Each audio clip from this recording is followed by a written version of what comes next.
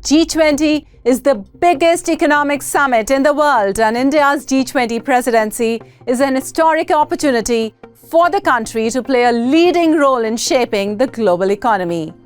More than 100 meetings and events have already taken place, but the big one remains: the heads of the state summit. They are the most powerful people in the world, the men and women who shape our lives. But before that, let's understand what G20 is all about. How was the G20 formed? What does the G20 do? Dear viewers, I'm Lipakshi Khurana from StudyIQ IAS, and you are about to embark on a journey of learning like no other.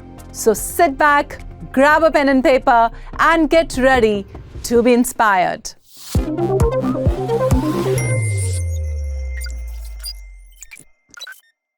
The year is 1999, and the Asian financial crisis has receded into the past.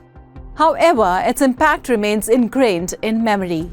Nations recognize the imperfections of globalization and the need for heightened cooperation. In this context, the idea of the G20 is conceived. The G20 inaugural meeting took place in Berlin in 1999. The 1999 gathering saw the participation of finance ministers from 20 countries and blocs representing the world's 20 most influential economies at that juncture.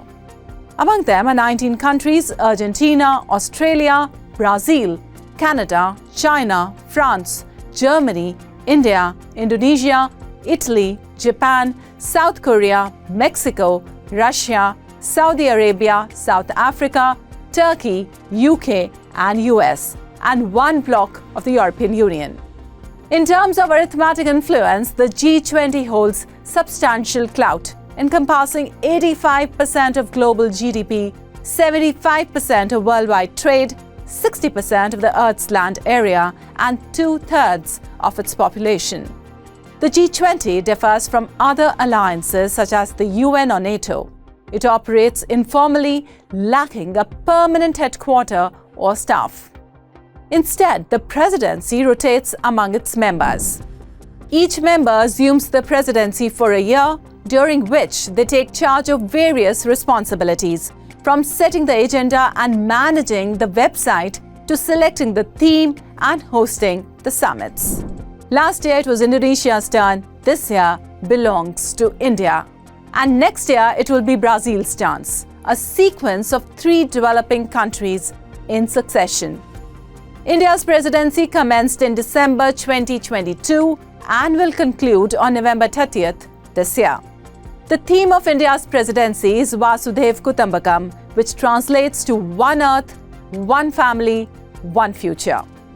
This theme underscores the importance of sustainable and responsible decisions encompassing both individuals and governments. India's vision revolves around a world characterized by justice and equality. It urges the adoption of sustainable, holistic, responsible, and inclusive approaches to address crisis. The G20 has continuously evolved since 1999. It commenced as a finance-level meeting, but in 2008 it elevated to a leaders-level summit in response to the 2008 financial crisis. The first leaders-level summit was hosted in Washington, followed by London in 2009. These summits played a pivotal role in shaping the G20's trajectory. Today, its scope stretches beyond the original 20 members. The host country holds the authority to extend invitations to non-members as guests. For its current presidency, India has invited 3 states: Bangladesh, Egypt, and Nigeria. Additionally, global organizations such as the UN and WHO consistently secure a place in the proceedings. The informality of the G20 stands as its most significant advantage.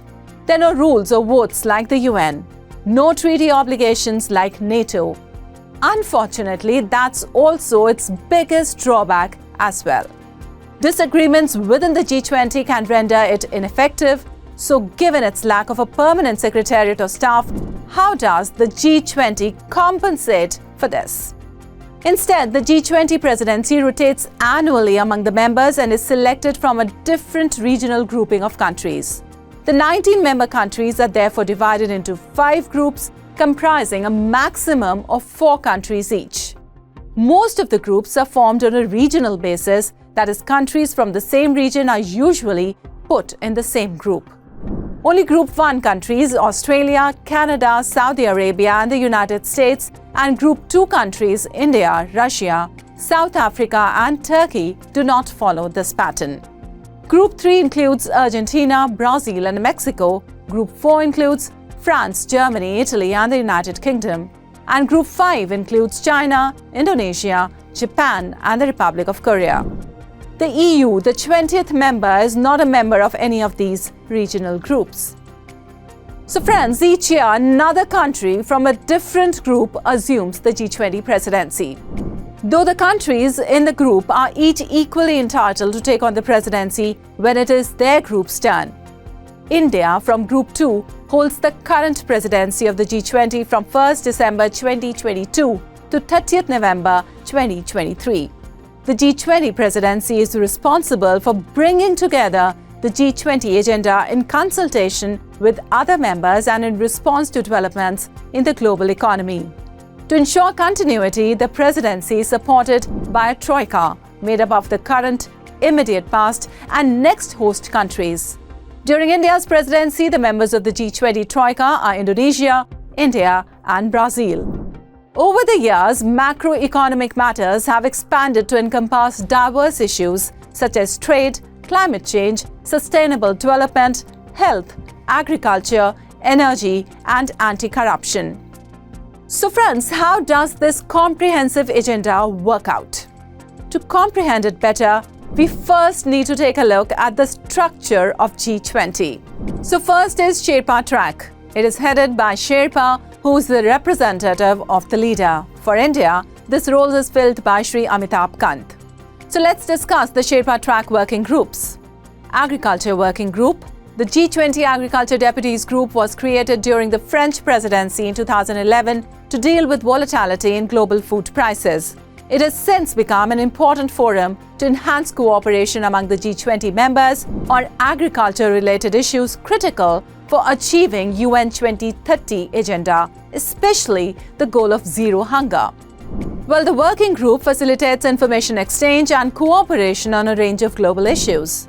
Well, these include food security, nutrition, antimicrobial resistance, food waste and loss, sustainability and resilient and inclusive food value chains. Second is Anti-Corruption Working Group. Anti-Corruption Working Group was established in 2010. The Anti-Corruption Working Group reports to the G20 leaders on anti-corruption issues. Its aim is to establish minimum common standards among the legal systems of the G20 countries to combat corruption. It focuses on public and private sector integrity and transparency, bribery, international cooperation, asset recovery, beneficial ownership transparency, vulnerable sectors and capacity building. Thirdly, its Culture Working Group. The G20 culture ministers met for the first time in 2020 and highlighted culture's cross-cutting contribution to advancing G20 agenda. Recognizing the synergies between culture and other policy areas and considering the impact of culture on economic, social and environmental dimensions of development, culture was integrated into the G20 agenda. This was achieved through the establishment of a Culture Working Group, the CWG, in 2021. The group aims to strengthen international cooperation and collaboration to support cultural and creative industries. Well, the fourth is Development Working Group. The Development Working Group has been acting as the custodian of G20 development agenda since its inception in 2010. After the adoption of the 2030 Agenda for Sustainable Development and its goals in 2015, the DWG has played a significant role in supporting Sherpas. This includes driving the G20 Sustainable Development Agenda and collaborating with other work streams to comprehend how G20 actions align with efforts to achieve the 2030 Agenda. Fifthly, it is Digital Economy Working Group. The Digital Economy Working Group DEWG, established in 2021, offers inspiration and broad guidance to policymakers on harnessing the digital potential of economies. The working group aims at digital transformation to enhance public participation and realize inclusive social and economic growth. Sixth is Disaster Risk Reduction Working Group. This working group on disaster risk reduction will expand upon previous discussions on disaster risk reduction which took place during prior G-20 presidencies, including the Indonesian presidency. It aims to infuse renewed urgency into the endeavors related to disaster risk reduction. This would also work in tandem with other G-20 working groups, including the Climate Sustainability, Infrastructure, and Development Working Groups. Well, the G-20 nations have the technical wherewithal across multiple institutions and disciplines that can be brought to bear to measurably reduce disaster losses by 2030 in G-20 nations as well as globally. Seventhly, it is Education Working Group. The Education Working Group was established in 2018 during Argentina's presidency. The Educational Working Group focuses on strengthening learning outcomes and equitable access through technological tools, digitalization, universal quality education, financing, partnerships for education, and international cooperation. The Education Working Groups also collaborates with employment and other WGs to address cross-cutting issues like skill development and school-to-work transition. Eighthly, it is Employment Working Group. The Employment Working Group originated as the G20 Task Force on Employment during the French presidency in 2011. It was elevated to the working group level subsequent to the leaders' declaration under the Australian presidency in 2014. Well, the first meeting of EWG took place under the Turkish presidency in 2015. The EWG discusses labor, employment, and social issues to further develop strong, sustainable, balanced, inclusive, and job-rich growth.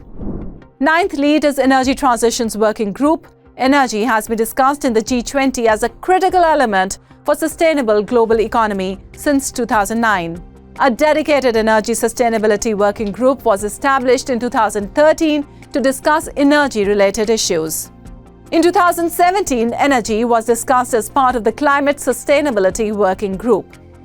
During the Argentine presidency in 2018, the energy issues were delinked from climate and steered towards discussions on energy transition under the Energy Transition Working Group. The working group deliberates on energy security, accessibility and affordability, energy efficiency, renewable energy, innovation, technology and financing. Tenthly, it is Environment Deputies Meeting and Climate Sustainability Working Group. Climate Sustainability Working Group was established during the Argentine presidency in 2018, while the Environment Deputies Meeting started in 2019 under Japan's presidency. EDM and CSWG focus on environmental and climate issues. This includes inter alia resource efficiency, circular economy, ocean health, marine litter, coral reefs, land degradation, biodiversity loss, water resource management, and ways to mitigate climate change. The 11th group is the Health Working Group. Health Working Group was established under the German presidency in 2017 to enhance dialogue and inform the G20 leaders on important global health issues.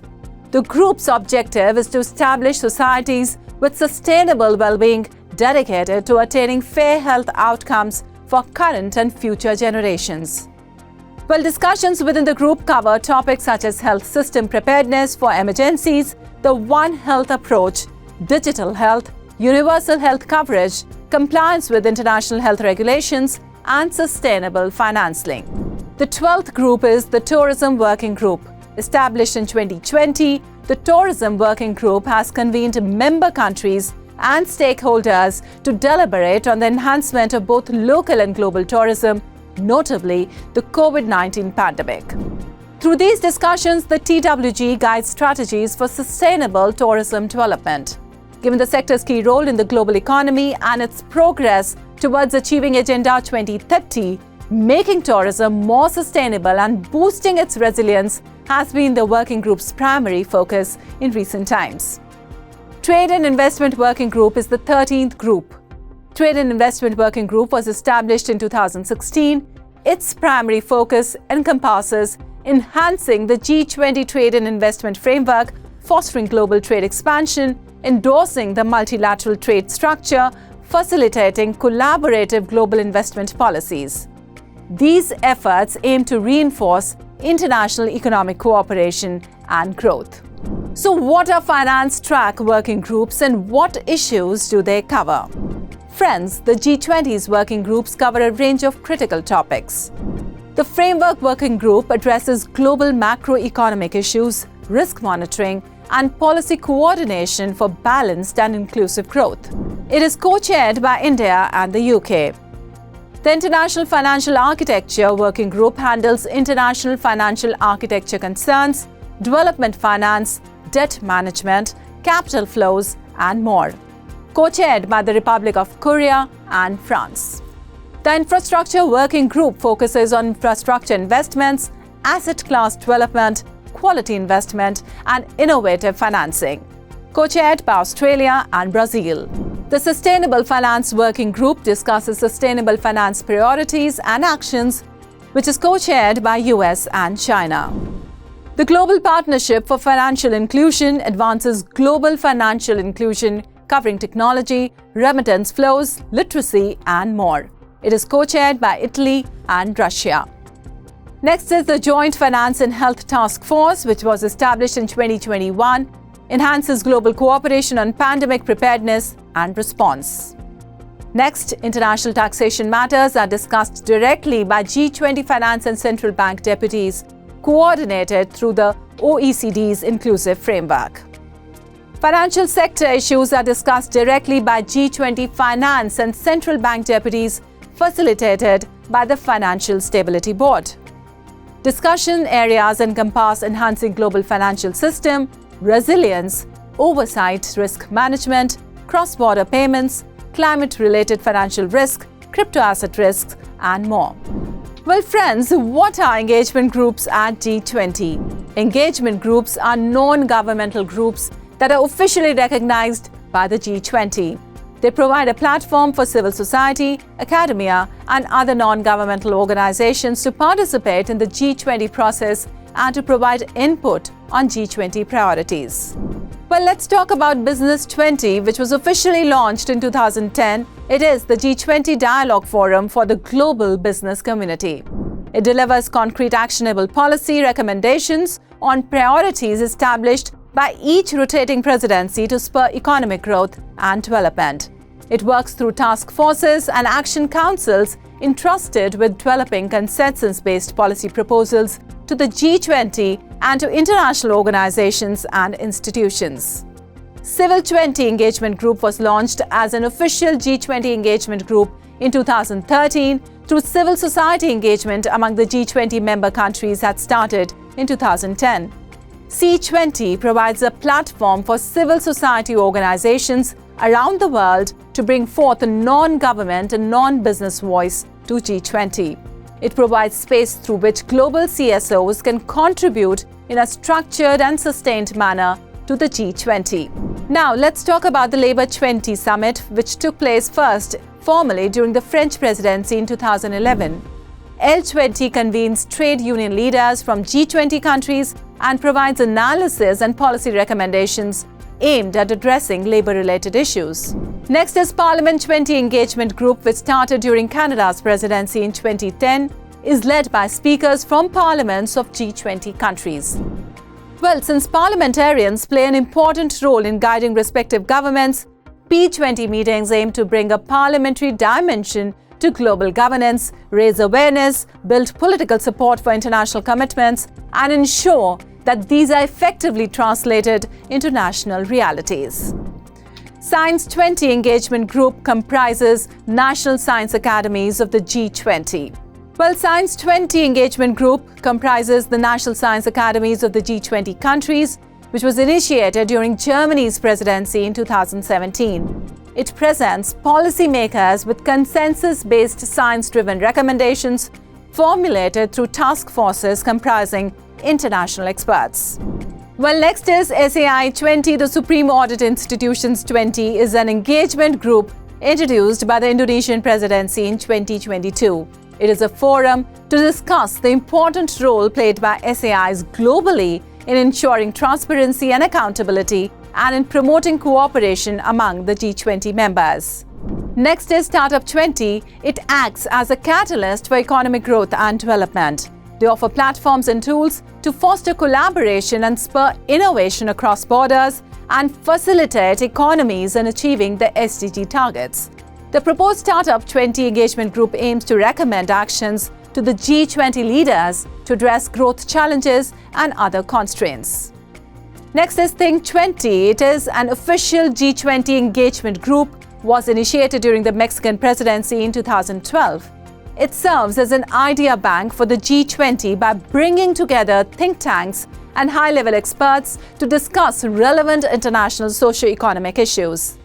T20 recommendations are synthesized into policy briefs and presented to G20 working groups, ministerial meetings and leaders summit to help the G20 deliver concrete policy measures.